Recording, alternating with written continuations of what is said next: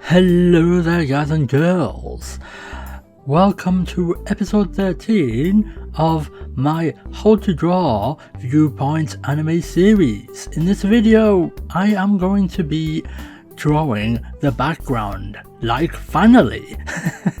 But yeah, you know, it took me like all the way to episode 13 just to be able to do the background, but there you go.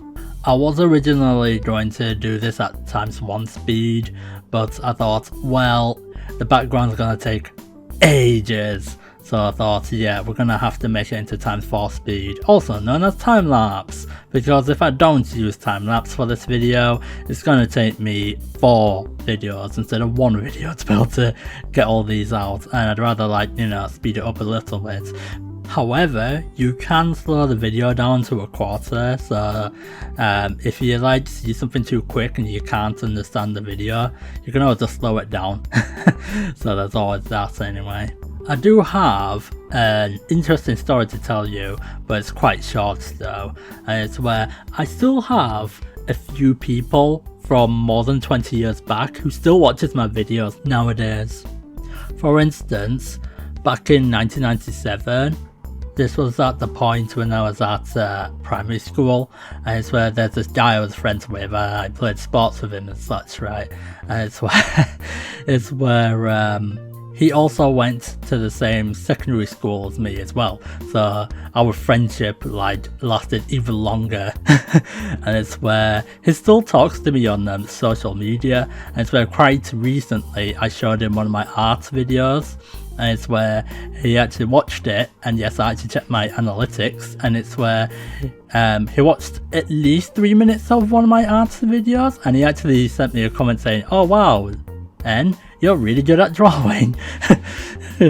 He also told me that it's good that I add face cam to a lot of my videos, because then people will know that that's actually me. And he said, "Oh, I hope your channel grows." So I thought, oh, that's actually a really nice commentary there. I didn't mention this before, like in a different video, but it's where I've been getting quite a fair bit of spam in the past few weeks, but it's where it is nice to know that someone human is actually giving some relevant feedback just like that, rather than go to this random hyperlink. It's like, nah, I'm not gonna authorize that. But yeah, you know, it's just nice to know that there's people from more than 20 years back actually checking out your channel, you know? Oh yeah, I've got another thing to say, and it's where about 5 years back, it's where someone offline actually asked me, "Oh, your art's so amazing, why don't you make up a character and sell them online and make some money? And also that'll help you get some exposure on the internet." And I was like thinking, yeah. The thing with making up characters is that it takes a very long time to make them up and actually make them look different to a lot of other characters that's already out there. And it's where I already know a bunch of people who tried doing that before, and it's like, oh, want this character? This character costs £40, and it's where the problem with trying to make a price and such online is that people just say, "I don't have any money," or "Can I buy this for £1? And it's like, so you want to buy a whole character for just £1? It's like, so you want to buy like 10 hours worth of effort for £1? I'm pretty sure sellers are gonna just say no to that one. And it's just like, there's like these real stories which are not about me though, but so I can't really say anyone's names or anything, and it's where someone was like trying to sell a character, a basic character, for like £10 or something, and it's where they were like thinking, maybe my prices are too expensive. But I was like saying to them, I'm pretty sure £10 for an adoptable character is actually gonna be fine, because if you make stuff too cheap, people will think there's something wrong with it, or they'll just buy it and then you won't even make much out of it. So basically you really have to make your prices fair and square, you know? So subsequently, for the person who suggested me to make up characters and sell them online, I don't think I should do that, to be honest. I have the feeling that people are going to try and haggle me or something, so I thought, nah, I'm going to stick to what I know, you know? Yeah, the thing with this video is that, as you can tell, there's a lot of lines to create and delete off afterwards, so this is why I had to make it ×4 sort of speed. Now, don't worry about the way this brick floor looks. I'm going to make it look even better in episode 14. And yes, you heard that right, I am actually going to make an episode 14. It doesn't finish with this brick floor. Yeah. Also, I just realised that I've not even drawn end shadowing, but it won't take that long, so I might be able to do that in ×1 speed, but I'll save that till much later because I have to make the brick floor first. Oh yeah, it's where once there was someone, or a female, who actually watched my art videos and she said, "Your artwork's amazing," and it's where she did tell me that in one of the videos she put it at ×2 speed, and because the art video was in time-lapse mode, it's where she basically was watching it at 8x speed. So I thought, oh wow, and I think that one video was about 20 minutes long, so basically it's the equivalent of watching a 10-minute video. So that meant that when I was drawing it at 1x speed before I edited it being at time-lapse speed, that would have meant that she was basically watching 80 minutes of work in 10 minutes. It's like, wow. That's technology for you. Now then, I was thinking about upgrading my phone because I've recorded a few videos with my phone, right? Usually the FaceCam ones or something, and it's where the problem is that my phone is from 2019, so since it's beginning 2023, I think I'm gonna have to upgrade it very soon, because it's very insecure to use a mobile phone that's more than 3 years old. So I thought, yeah, I think I'm gonna have to upgrade it. I'm just debating whether to get a Galaxy S21 or to go with the Huawei P30. It'll probably be the latter because I've had Huawei phones for at least 8 years now, and I quite like Huawei a little bit more than Galaxy series, but yeah, you know. So yeah, I'm probably gonna end up buying one outright rather than paying like £24 a month type thing, because you can like practically rent out phones, or you can just buy one outright. Sometimes it's better to do it by buying your phone outright, but I think that I'm at the point where I'm gonna have to buy one outright, because I don't have to worry about paying £24 every month, so I think I should just do it that way around. Oh, and speaking about phones, I have like at least 10 best friends, right? And so I was with one of my 10 best friends, right? And he actually, we were going to be exchanging phone numbers, right? And it's where when he pulled out his phone, there was like a big crack on it.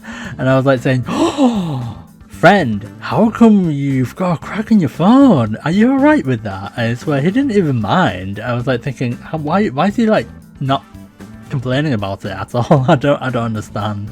And it's where I think he just said, "Oh, I just dropped it, it's fine," that sort of thing. I was like, I'm surprised he's so calm. It's like, by the way, this one of my best friends, right, he's really kind-hearted, he never argues with you, that sort of thing, right? And it's where he lives in another city now. I really wish he could come back, but oh well. It's because he has family to take care of and things like that, right? And it's where I was actually so surprised that he didn't mind having a big crack on his phone. I guess it's not as bad as having a big crack on your car or something, so I think that might be why. I think he was planning to upgrade his phone anyway, because most people tend to upgrade their phones after like 2 or 3 years anyway. And it's where once there was this girl, right? And it's where I was like saying, "Oh, your phone, why is there a big crack on it? Oh no," type thing, right?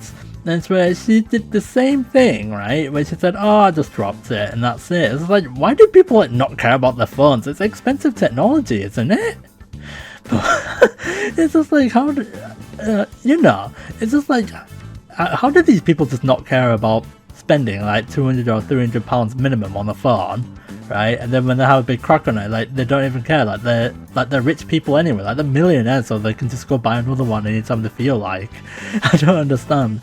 I mean, if I had a big crack on my phone, I'd definitely be like, oh. But what I'd actually do is that I'd just simply just go upgrade my phone and just say, look, sorry, I broke this phone. Well, not broke it, but like put a big scar on it, basically. But there you go. I just don't understand why some people stay so calm about mobile phones. It's like, yeah, it's just a scratch, that type of thing. It's like, okay then. Okay, I think we've got time to say one more story, and it's where this dates back to like 2014, so it's about 9 years back, and it's where for this one I will name drop the company, but don't worry, it's in a nice sort of way, right? And it's where I used to go to somewhere called Pertemps, and it's where I met this guy who was about 45 years old, I think, but I won't say what his name is just because he doesn't want me to say his name. To be honest, I hope he's doing really well because I actually quite like this guy. And it's where what happened was he actually said in the essay, you know, the meeting, oh, I've been made redundant 4 times before, so don't worry about it. And I was thinking at the time, whoa, he's been through so much hardship, like wow, I'd never be able to tank that, being made redundant 4 times in a row. And it's where he was saying this because we were all sat in a meeting together, so there was about 10 of us. As where he said at the start of the lecture, oh, don't worry about being unemployed because I know what it's like to be you, sort of thing. And it's where we did like one-to-ones, and I did like a couple of appointments with him, and they were about an hour long. And it's where the funny thing is that I showed him like these York College photos, and it's where he actually thought one of my friends that was in the photos looked pretty scary, and he thought, no, you can't leave this guy next to you. And I said, why? And he said, because he looks too scary, he might scare away employers. So I thought, what? I didn't quite fully understand. He looked quite friendly to me, but oh well. And it's where I went and showed him one of my very old websites I made. It's because I used to do web design back at college and university, so that's why. And it's where I put the York College photos. Yeah, I went to York College, by the way, so it's okay to say that as well. And it's where I made quite a lot of different friends there, but you know. And it's where in my website I put like this carousel thing. And it's where when you click on the left or right arrows, it's where more images slide left and right and stuff, so you can cycle through all the different memories I had with different people. And there was like this one where I was like sat in the woods. Yeah, that was such a long time ago, but it's like I'm surprised that some people are actually perfectly fine with being made redundant. So it's like, and that was way before COVID was even around. It's too bad that this 45-year-old man, obviously he'll be about 54 now, it's too bad that he doesn't actually know about my YouTube channel, because he definitely would have been into that, because he liked the websites I made and things like that. So I'm pretty sure he would have loved to have seen these YouTube videos, but there you go. But then again, back in 2014, my channel had very few videos back then, so he wouldn't have been able to see a lot of videos back then, because I think I made a couple of videos in 2013, 2014, but it's before I actually got the FaceTime camera, it's before I upgraded my PC like 3 or 4 times and things like that. So if only we kept in contact nowadays, but oh well. I've just realised something. My subscriber count keeps going up and down, up and down, up and down. And it's where back in November last year, which is November 2022, it kept wavering between 146 subscribers and 149. I think it's because my subscribers, a few of them are actually leaving YouTube, because when you delete your own account, it takes the subscribers off any channels that they were subscribed to. In other words, inactive subscriber sweep. So it's the same thing on other social media as well, so you know. So it's like, you know, it's just a little bit worrying because there was quite a few people that like left. I kid you not, I've had like 5 people unsubscribe. I don't think it's because people are watching my channel and think, nah, I don't want to be subscribed to him anymore. But then again, I'm starting to think, well, maybe. Because it's where once someone watched one of my cartoon episodes that I made in my spare time, and I got an alert saying, oh, they unsubscribed after watching it. It's like, what? Are you sure? Are you sure they didn't just delete their own accounts? But there you go. Anyway, I think we'll leave it there. I'm definitely going to make episode 14, so I'll see you guys and girls next time. Thank you for watching the video. If you want to actually show your support, you may tick like, share, or subscribe to my channel. You can even do all 3 of them if you want to. So yeah, and with that, I'll end off the video. So thanks you for watching.